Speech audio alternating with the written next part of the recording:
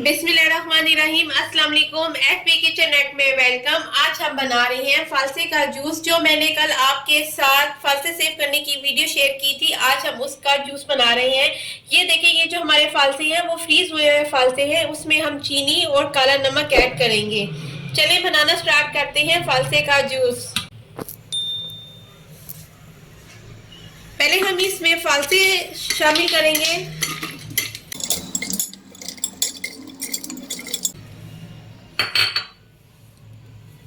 फिर आप इसमें अपनी जायके के मुताबिक चीनी शामिल करें और थोड़ा सा काला नमक, और फिर पानी शामिल करें।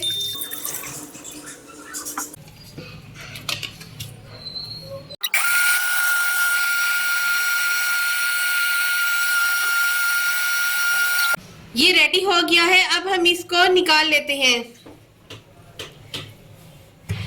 मैंने जो बर्फ है वो इसमें पहले से डाल के रखी हुई है। अब हम इससे निकाल लेते हैं।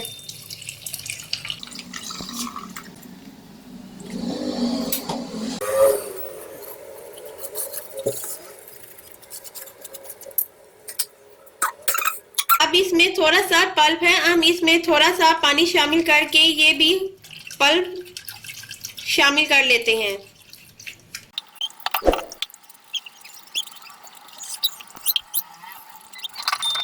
हमारा कितना अच्छे से ये फ्रीज हुआ हुआ फालसे का जूस हमारा जो है वो तैयार हो गया है। अब हम इसे गिलास में शिफ्ट कर लेते हैं।